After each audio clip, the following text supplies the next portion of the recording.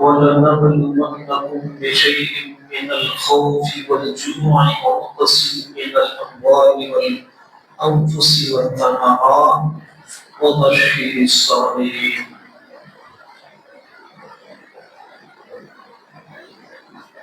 وفي مقام آخر قال الله تبارك وتعالى: قل لا أسألكم عليه أجرا إلا المودة في القربى. صدق الله العظيم وصدق رسوله النبي الأمين الكريم ونحن على ذلك لمن الشاهدين والشاهدين. وقال الله تبارك وتعالى في شأن أمة حبيبه: إن الله وملائكته يصلون على النبي يا أيها الذين آمنوا صلوا عليه وسلموا تسليما.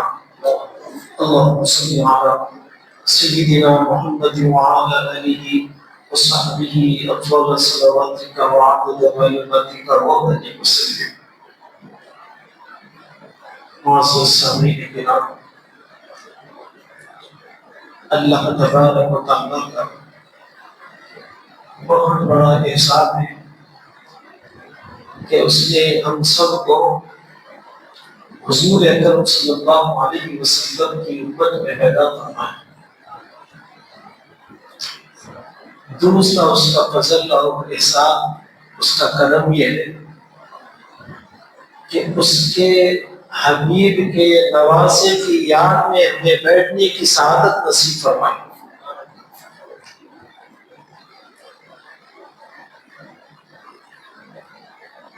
لوگ کہتے ہیں کہ ان کی مجلس رکھنے سے کیا ہوتا ہے،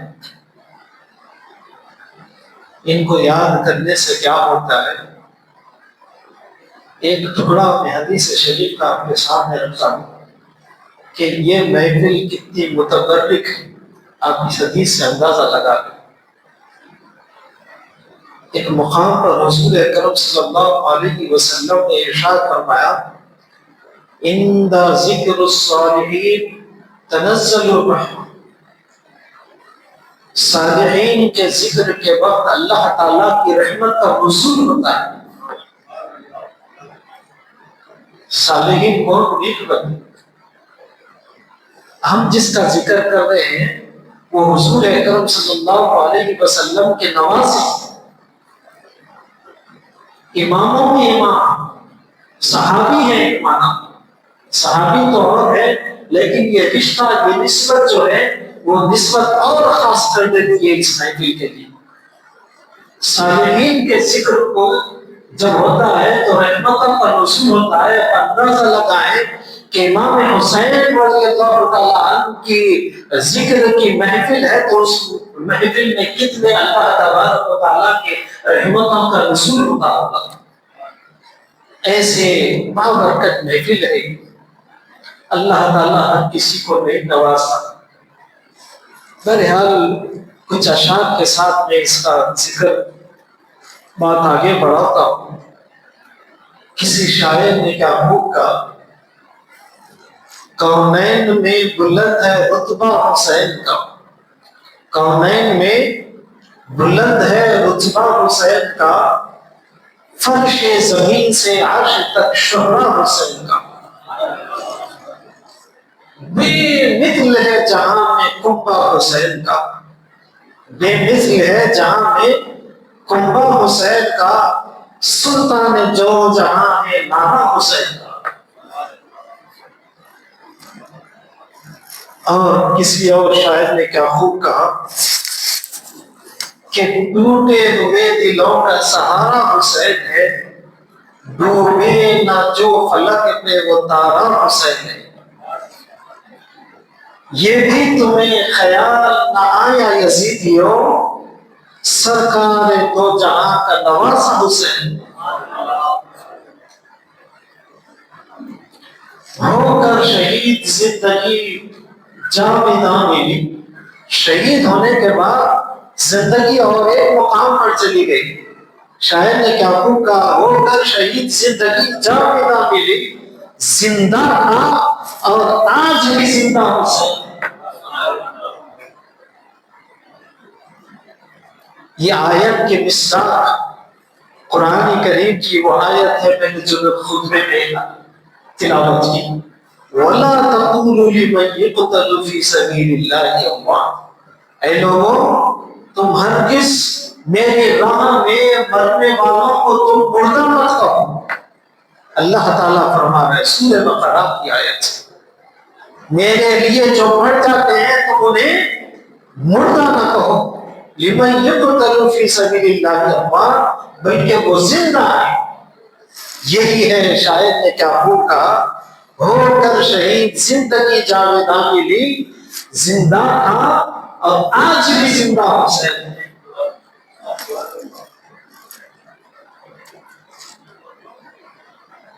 کربلا کا ایک تصور سامنے رکھتے ہوئے شاعر نے کیا خوب کہا، بیعت نہ کی قبول مگر سر کٹا دیا. یزید کو اپنا بادشاہ تسلیم نہیں کیے حضرت امام حسین. وہ کیسا یزید تھا جو مسلمان تھا لیکن اسلام کی تمام احکامات کو فراموش کرتا گیا. تو ایسے بادشاہ کو کیا تسلیم کرنا چاہیے. بیعت نہ کی قبول مگر سر کٹا دیا، ایسا جہاں میں کون ہے جیسا حسین ہے.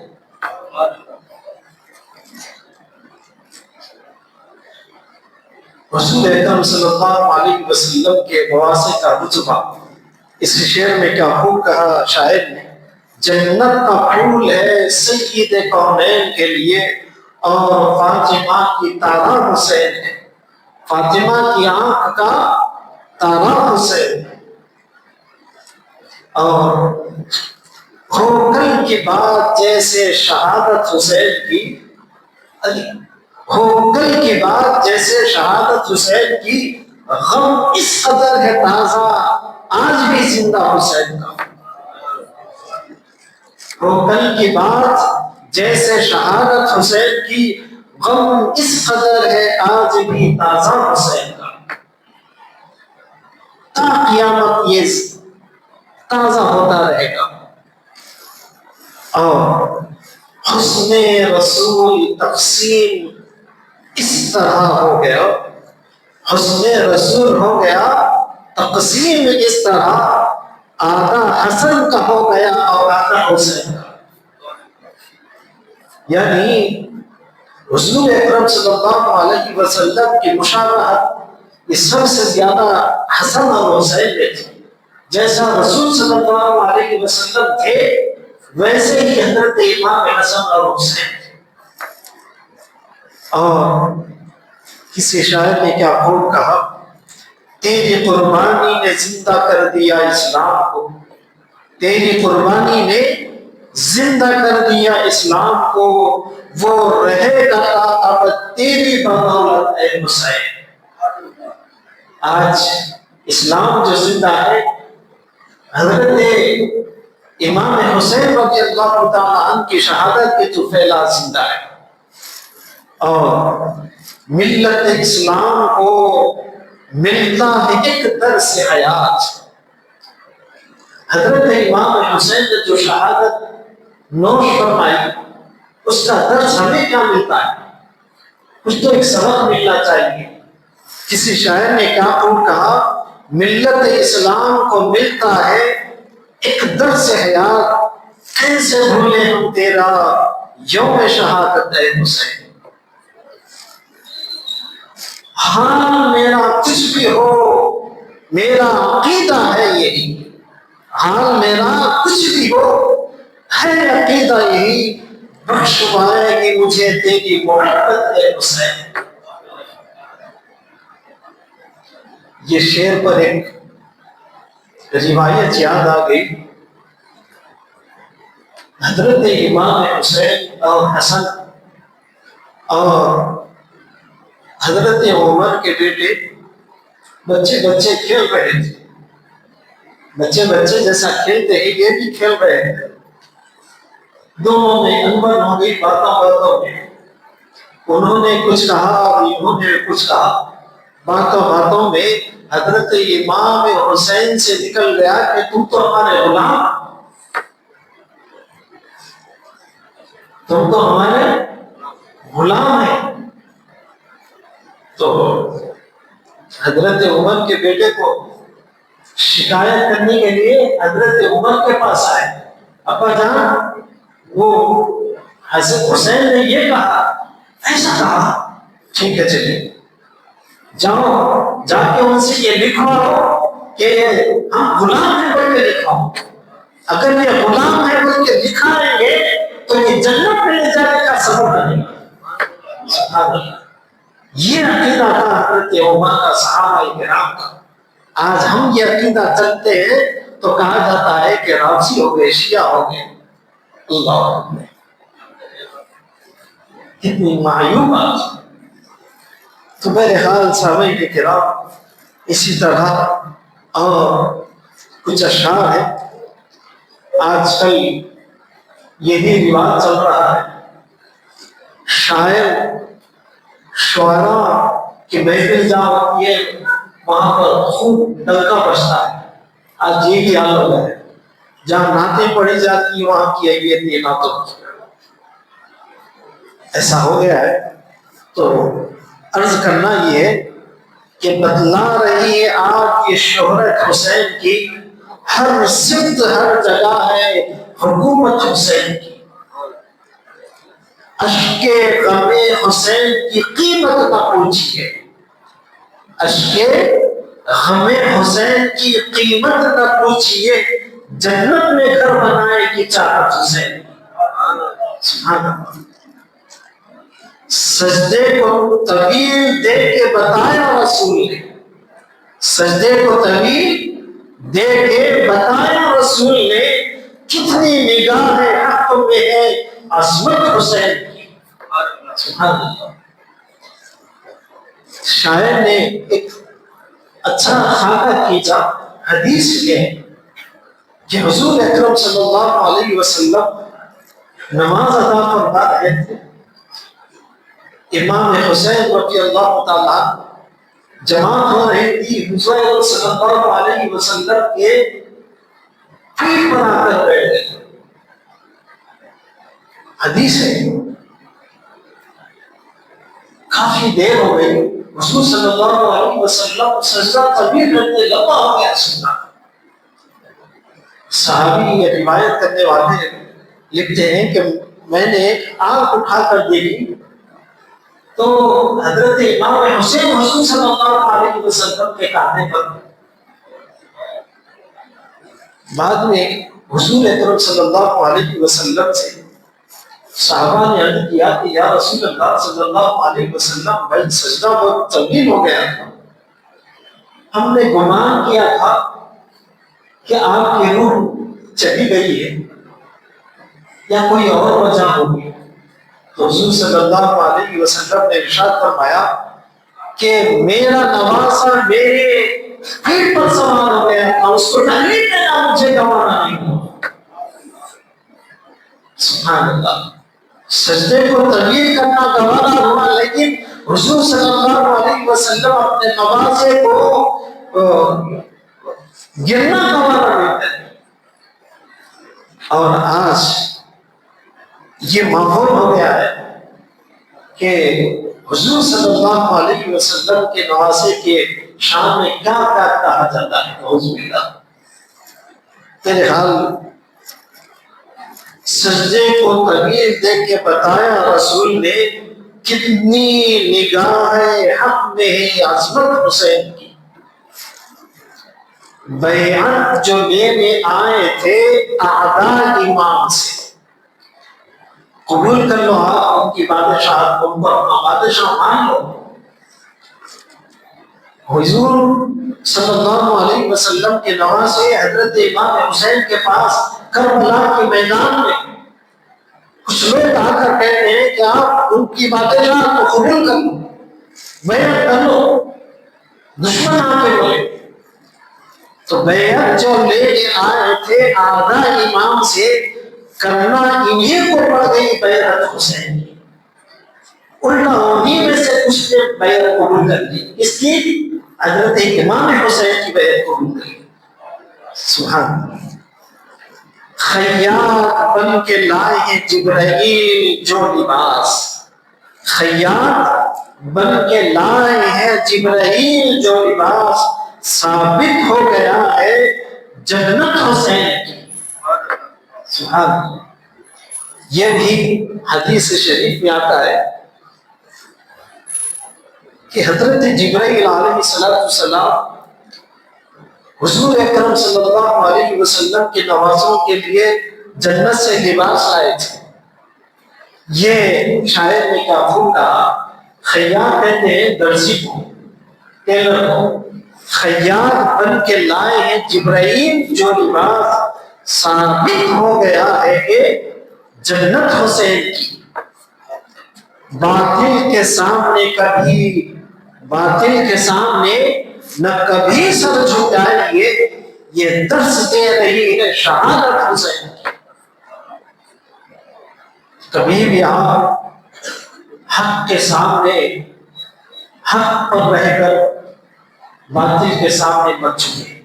آج یہی ماحول چل رہا ہے اور کچھ لوگ کہیں کہیں چلے جا رہے ہیں، بہرحال وہ دوسرے سیاسی باتوں میں ہمیں جانا نہیں ہے، یہ درس دیا جا رہا ہے باطل کے سامنے نہ کبھی سر جھکائی، غلط لوگوں کے سامنے کبھی سر نہیں جھکانا، اور یہ درس دے رہی ہے شہادت حسین کی۔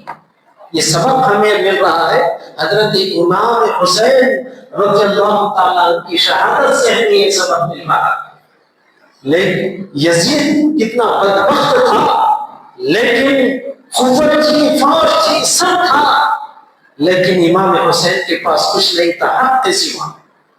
حق پر رہ کر انہوں نے تلواروں کو نہیں دیکھا، مصیبت کو نہیں دیکھا، بھوک کو نہیں دیکھا، اور اپنے جان تک گوا دی، اپنے گھرانے کو گوا دیا، لیکن حق پر رہ کر باطل کے سامنے نہیں جھکا ہے۔ یہ درس دیا ہے حضرت امام حسین۔ لاکھوں کے درمیان تھا 72 کا قافلہ، لاکھوں کے سامنے تھا 72 کا قافلہ، دشمن پہ پھر بھی طاری تھی ہیبت حسین کی۔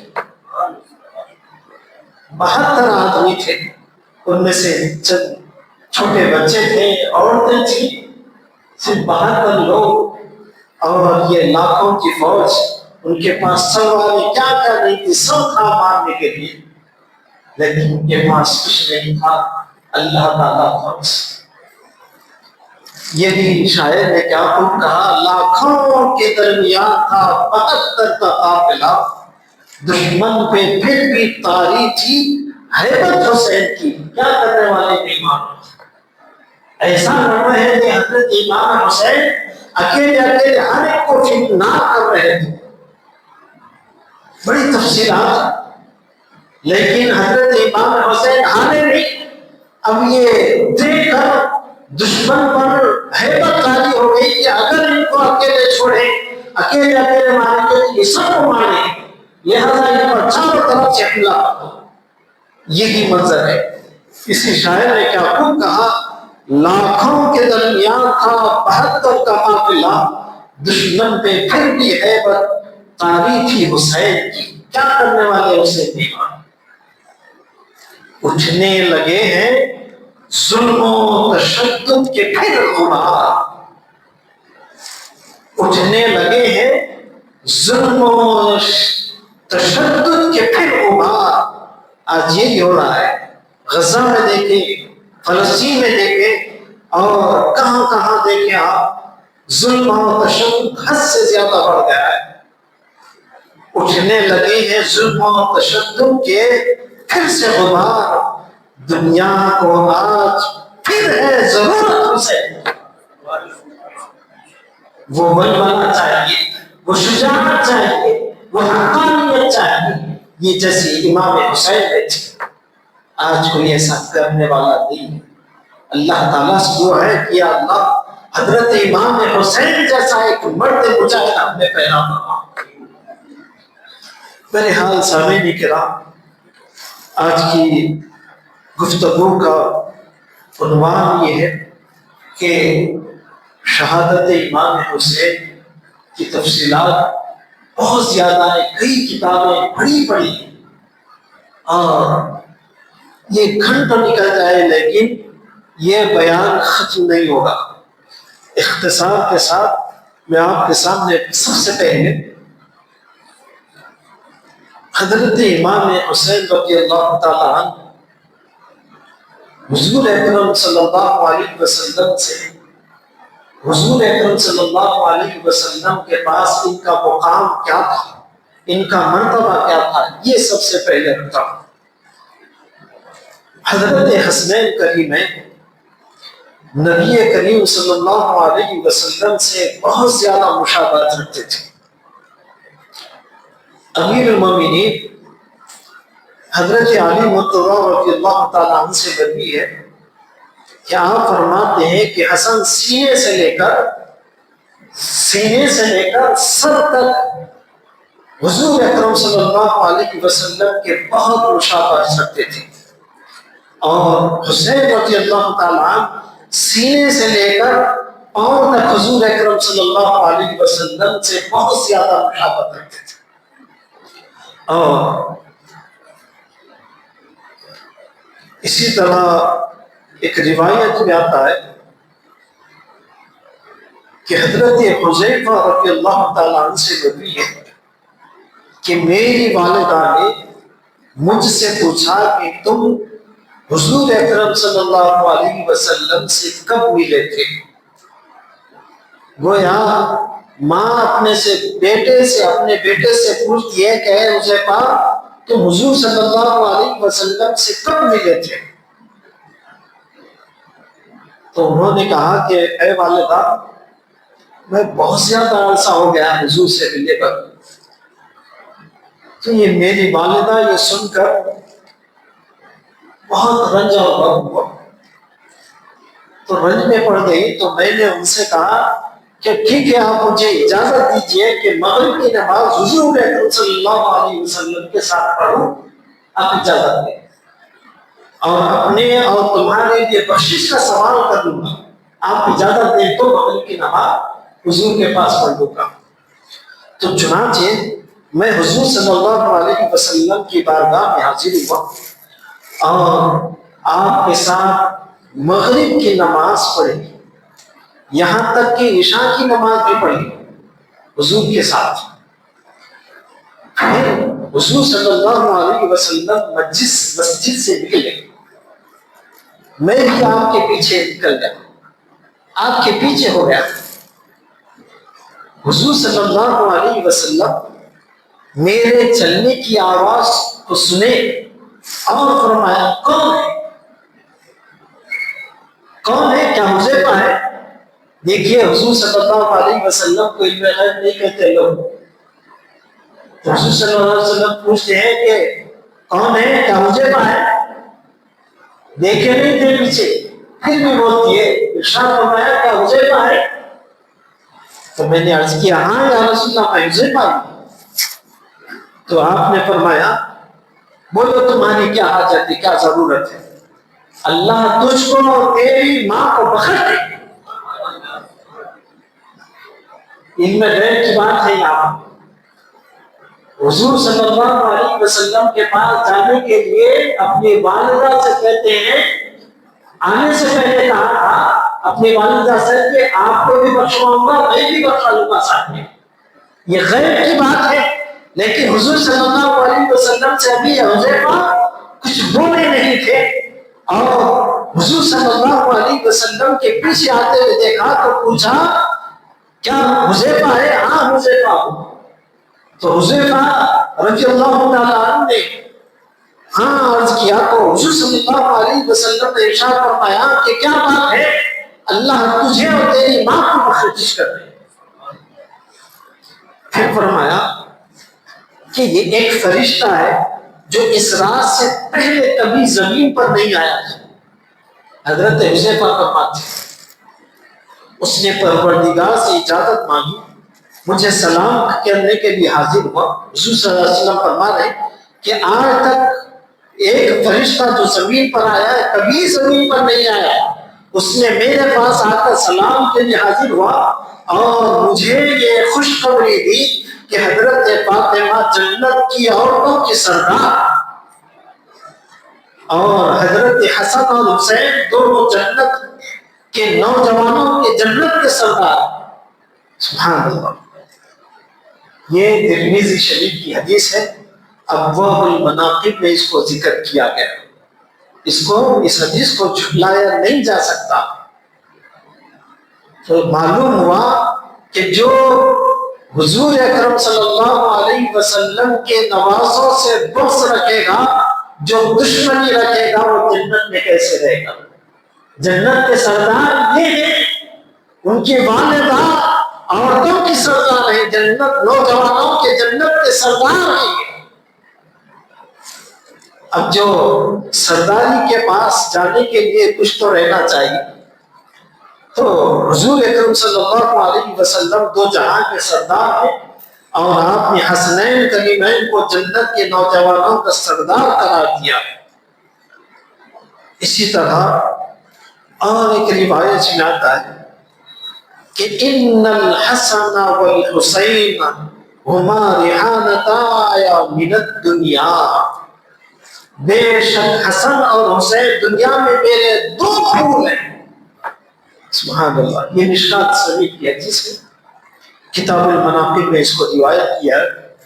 اسی طرح اور ایک روایت میں آتا ہے کہ حضرت ابو ہریرہ رضی اللہ تعالیٰ عنہ سے مروی ہے کہ حضور صلی اللہ علیہ وسلم نے ارشاد فرمایا من احب الحسن والحسین فقد احبنی ومن ابغضهما فقد ابغضنی. جس نے حسن اور حسین کو محبوب رکھا اس نے در حقیقت مجھے محبوب رکھا. جو حسن اور حسین سے محبت رکھتا ہے ایسا ہے گویا اس نے محبت مجھ سے کی ہے, اور جس نے ان دونوں سے بغض رکھا, ان دونوں سے کینہ رکھا, ان دونوں سے دشمنی رکھی, وہ در حقیقت مجھ سے بغض رکھا, مجھ سے اللہ. اسی طرح اور ایک روایت میں آتا ہے کہ حضرت سلمان فارسی رضی اللہ تعالیٰ عنہ فرماتے ہیں کہ میں نے رسول اللہ صلی اللہ علیہ وسلم سے سنا ہے, آپ فرماتے ہیں کہ حسن اور حسین دونوں میرے بیٹے ہیں. بڑی اچھی پیاری حدیث ہے.